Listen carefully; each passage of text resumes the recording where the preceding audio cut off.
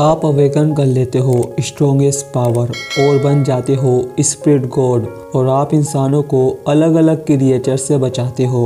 और इस एनिमे की स्टोरी भी कुछ ऐसी ही है और इस एनिमे की स्टोरी बहुत ज़्यादा मज़ेदार है। कहानी की शुरुआत में हमें लगभग 500 साल पहले का सीन दिखाया जाता है जिसे इरोकु पीरियड बोलते हैं और हम एक समुराई को देखते हैं जो 3 डाकुओं से छुप रहा था और उसके पास तलवार भी है, लेकिन वो हमला करने से डर रहा है। तभी वहाँ एक लड़का और एक लड़की आती है और इस लड़के का नाम जिनका यामाटो और इसके साथ वाली लड़की का नाम तामा यूको है। और तामा उन डाकुओं को समझा रही है कि उन्हें ये काम छोड़ देना चाहिए और ईमानदारी वाला काम करना चाहिए। और ये सुन वो डाकू उस पर हंस रहे थे और उसका मजाक उड़ा रहे थे और ये सब वो समुराई भी सुन रहा है जिसका नाम शिनजुके योदो है। और एक डाकू उस लड़की पर हमला करने लगता है पर उसके साथ वाला लड़का उस डाकू पर डंडा मारता है जिससे उसकी नाक से खून निकलने लगता है और वो बंदा तीनों बैंडिट्स के ऊपर एक एक टेलीस्मार्ट फेंकता है और टेलीस्मार्ट एक्टिवेट होते ही उनमें से विशालकाय हाथ निकलते हैं और तीनों बैंडिट्स के पंच मारते हैं जिससे वो तीनों वहीं ढेर हो जाते हैं। इस पर वो लड़की उसे मारती है और कहती है उसका दिमाग ख़राब है, अब वो कैसे इनके लीडर को ढूंढेंगे। इस पर वो कहता है हाँ मेरे दिमाग में ये आया ही नहीं। और ये सब शिनजुके झाड़ियों में छुपके सुन रहा था और वो शॉक्ड था उन्होंने वो टेक्निक कैसे इस्तेमाल की। और तामा को झाड़ियों से किसी के चलने की आवाज़ सुनाई देती है तो जिनका उससे पूछता है कुछ हुआ है बड़ी बहन। और आपने सही सुना, तामा जिनका की बड़ी बहन है। जिस पर तामा मना करती है कुछ नहीं हुआ और वो मुस्कुराने लगती है। इसके बाद वो एक जगह रुककर लंच कर रहे थे तो तामा को कुछ अजीब लगता है और वो एक पत्थर उठाती है और झाड़ियों में मारकर कहती है मुझे पता है तुम यही हो। तो झाड़ियों से शिनजुको निकलता है और पत्थर उसके फेस पर लगा था जिससे उसके नाक में से खून निकल रहा था। और तामा पूछती है वो कौन है, जिस पर वो अपना नाम बताता है और वो एक वॉरियर है। इस पर तामा पूछती है वो उनका पीछा क्यों कर रहा है तो शिनजुको कहता है उन्होंने बैंडिट्स को कैसे हराया, वो टेक्निक कैसे वर्क करती है।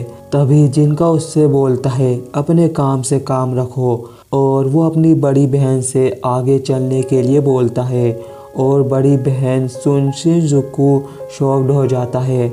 इस पर तामा उससे कहती है क्या तुम्हें कोई प्रॉब्लम है, और दोनों वहाँ से जाने लगते हैं। शिनजुको उन्हें रोकते हुए कहता है वो जानता है उन डाकुओं का लीडर कहाँ है और ये सुन वो रुकते हैं। शिनजुके उनके लीडर का पता बताने के लिए राजी था लेकिन एक शर्त पर, उन दोनों को अपने बारे में बताना होगा।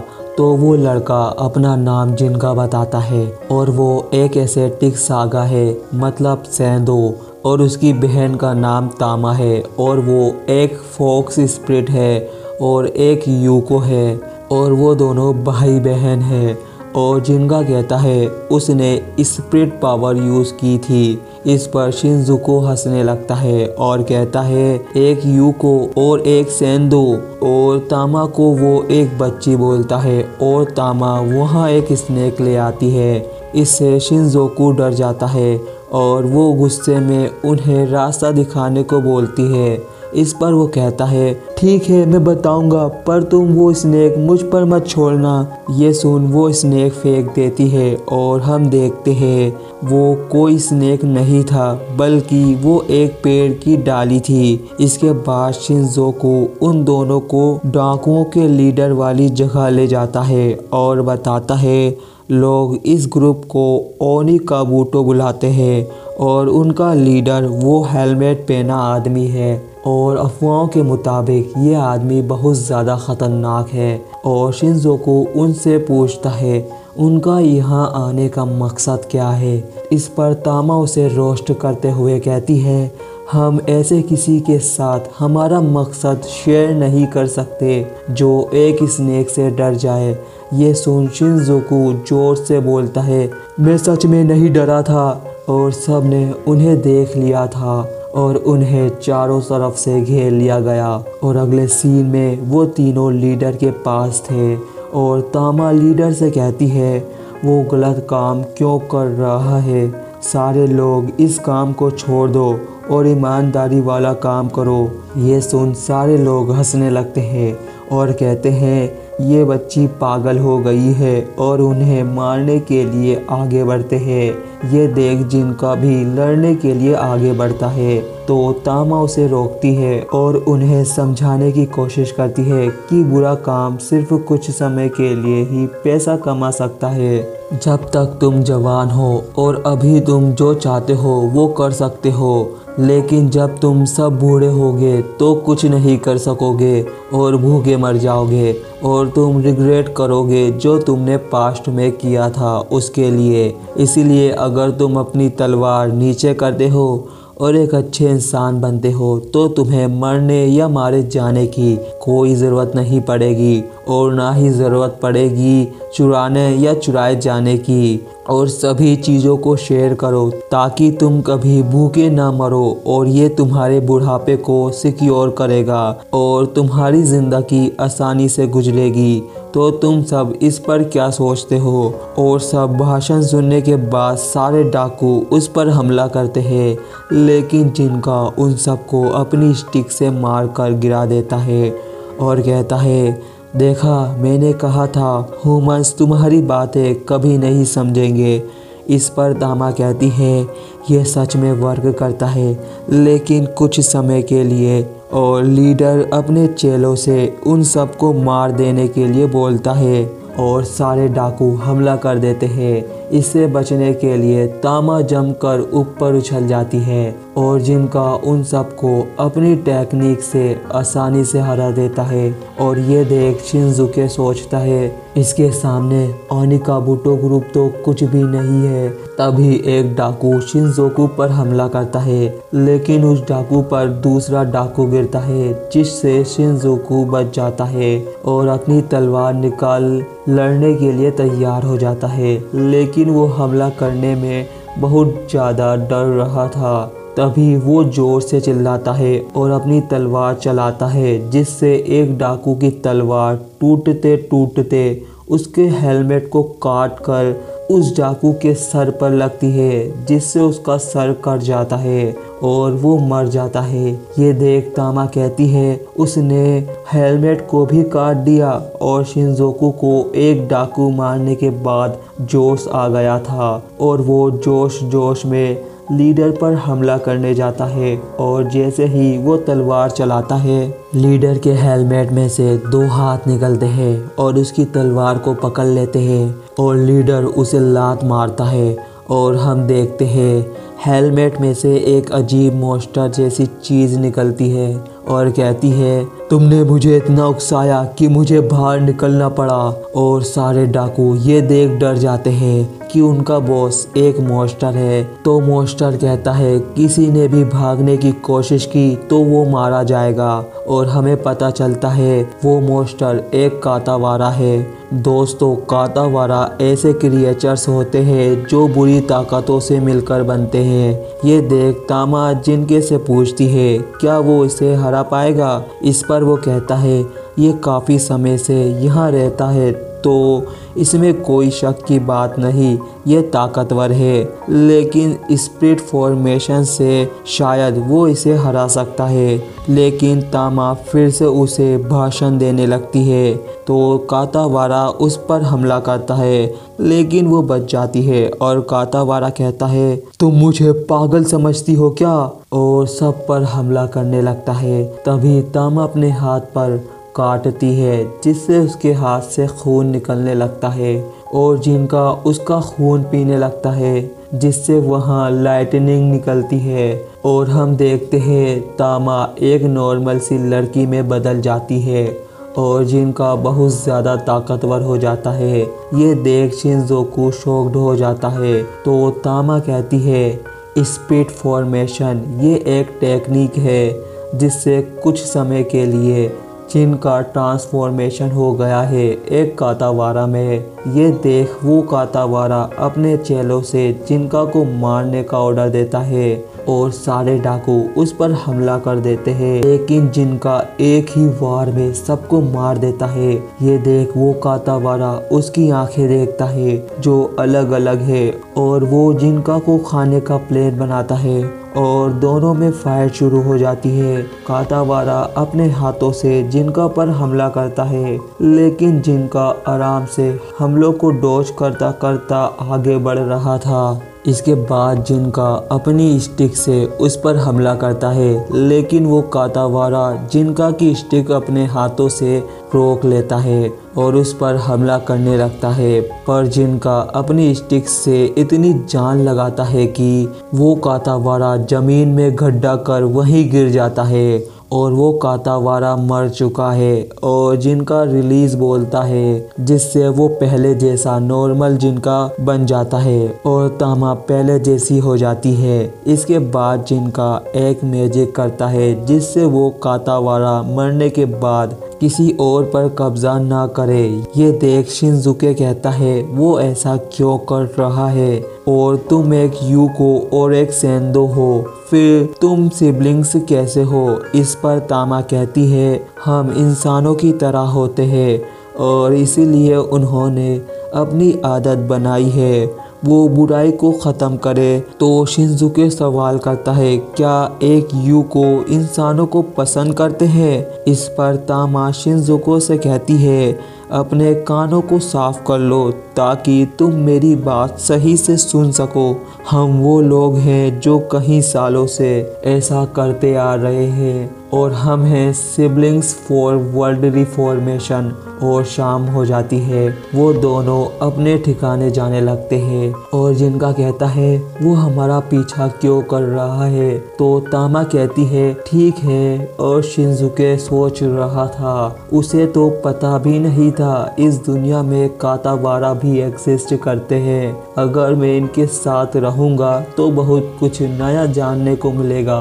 और वो दोनों एक घर में चले जाते हैं और वो भी उस घर में घुस जाता है जहाँ एक मॉन्ग बता रहा था दिन में उसे एक बड़ा सा मॉन्स्टर दिखा और उसने एक मॉन्ग को मार दिया। और एक बंदा ये सुन बहुत गुस्से में हो जाता है क्योंकि उस मॉन्स्टर ने उसके दोस्त को मार दिया। और शिनज़ुके को यहाँ कुछ भी समझ नहीं आता, लेकिन फिर भी वो जिनका से बोलता है अगर इन मॉन्क्स को ये पता चल गया कि तामा एक यूको है तो वो उसे ख़त्म करने की कोशिश कर सकते हैं। तो जिनका बोलता है उन्हें ये पहले से ही पता है। तो शिनज़ुको बोलता है क्या। तो तामा उसे बताती है दानगाएसु ऐसे वॉरियर्स मॉन्क्स होते हैं जो कातावारा जैसे मॉन्स्टर से फाइट करने के लिए कल्टिवेट स्पिरिचुअल पावर का यूज़ करते हैं और वो बिना किसी रीज़न के किसी को नहीं मारते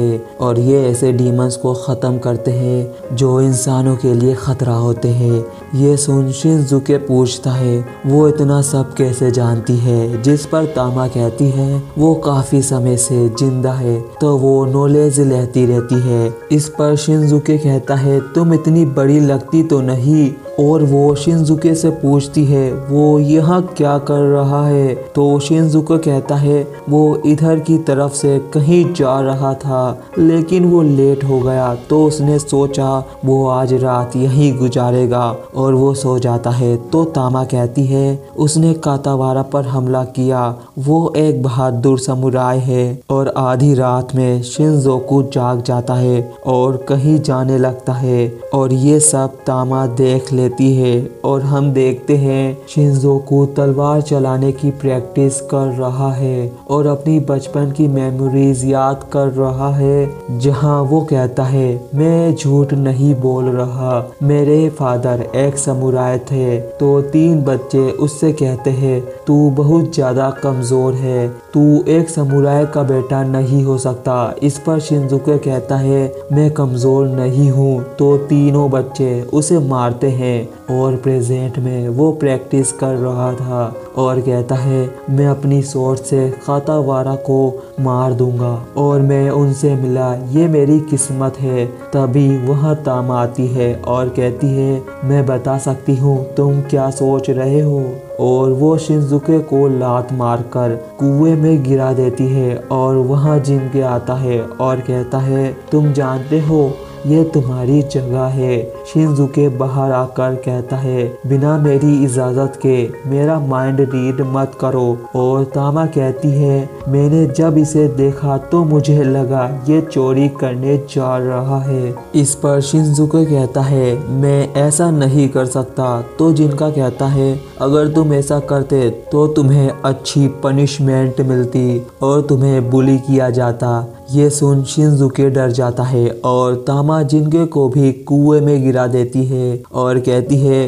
इसकी बात को दिल पर मत लेना, और वो सोने के लिए चली जाती है। और ये देख शिनज़ुके कहता है ये तो एक बच्ची लगती है, क्या ये सच में एक यूको है? लेकिन मैं डानगायसू सीखना चाहता हूँ। और अगले सीन में हम देखते हैं सुबह हो गई थी और शिनज़ुके सोचता है उसे सब छोड़कर चले गए, और वो जल्दी से बाहर जाता है और कहता है उसे और भी कातावारा की फाइट्स देखने को मिलेगी। और वो देखता है सामने वो लोग थे लेकिन जिनका और एक मॉन्ग में लड़ाई चल रही थी।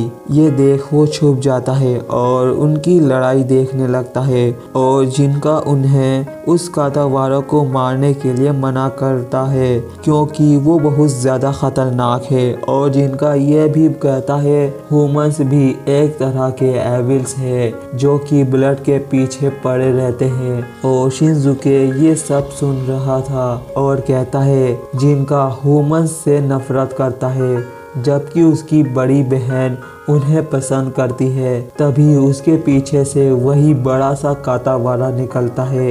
ये देख शिनज़ुके बहुत डर जाता है और वो कातावारा बात कर रहा था और शिनज़ुके पर हमला करने लगता है, लेकिन वो मॉन्ग उसे लात मारकर कातावारा से दूर कर देता है और दोनों मॉन्ग्स अपने मैजिक से उसे बांध देते हैं। इसे देख जिनका कहता है वो आसानी से इसे तोड़ देगा, और वो कातावारा उस रस्सी को तोड़ भी देता है और बहुत ज्यादा गुस्से में हो जाता है। तो तामा कहती है जिनका उनकी मदद करो। इस पर वो मना करता है, लेकिन तामा उसे गुस्से में देखती है तो जिनका उसकी मदद करने चला जाता है और उस पर अपनी स्टिक से हमला करता है। और कातावारा जिनका पर हमला करता है, लेकिन वो हमलों को आसानी से डॉज कर रहा था और जिनका कातावारा पर बहुत सारी बार अपनी स्टिक से मारता है। इधर तामा शिनज़ुके से पूछ रही थी वो उनके साथ इन्वॉल्व क्यों होना चाहता है, क्योंकि ये दुनिया डार्कनेस से भरी है इसीलिए।